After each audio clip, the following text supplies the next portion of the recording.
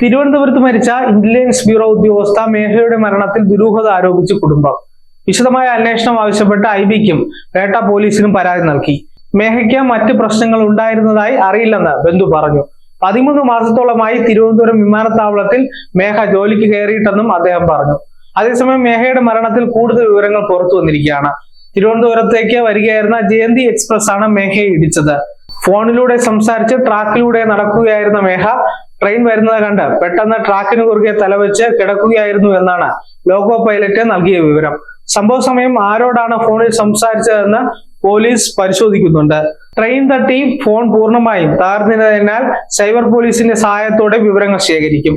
ഇതിനുശേഷമാകും മരണം സംബന്ധിച്ച് കൂടുതൽ വിവരങ്ങൾ വ്യക്തമാകുക. ഐബി ഉദ്യോഗസ്ഥനായതിനാൽ പേട്ട പോലീസ് വിശദമായ അന്വേഷണം നടത്തുന്നുണ്ട്. പത്തനംതിട്ട അതിരുങ്കൽ കാരക്കാക്കുഴി പൂഴിക്കാട് വീട്ടിൽ റിട്ടയർഡ് ഗവൺമെന്റ് ITI പ്രിൻസിപ്പൽ മധുസൂദനന്റെയും പാലക്കാട് കളക്ടറേറ്റ് ജീവനക്കാരി നിഷയുടെയും ഏക മകളാണ് 25 വയസ്സുള്ള മേഘ. ഇന്നലെ നാട്ടുകാർ വിവരമറിയിച്ചതിനെ തുടർന്ന് പേട്ട പോലീസ് നടത്തിയ പരിശോധനയിൽ മൃതദേഹത്തിന് സമീപത്ത് നിന്ന് ബ്യൂറോ ഓഫ് സിവിൽ ഏവിയേഷന്റെ ID കാർഡ് കണ്ടെത്തിയതിനെ തുടർന്നാണ് ആളെ തിരിച്ചറിഞ്ഞത്. മെഡിക്കൽ കോളേജ് ആശുപത്രിയിൽ പോസ്റ്റ്മോർട്ടത്തിന് ശേഷം മൃതദേഹം ബന്ധുക്കൾക്ക് കൈമാറി. News desk zag news. One stop for all news. Watch Stag News. നേരിന്റെ വാർത്തകൾ നിങ്ങളുടെ വിരൽത്തുമ്പിലെത്താനായി സാഗ് ന്യൂസ് ചാനൽ സബ്സ്ക്രൈബ് ചെയ്തും ഷെയർ ചെയ്തും ഒരു ശരിയായ മാധ്യമ നിലപാടിനൊപ്പം നിൽക്കാൻ ഞങ്ങൾ നിങ്ങളെ ക്ഷണിക്കുന്നു.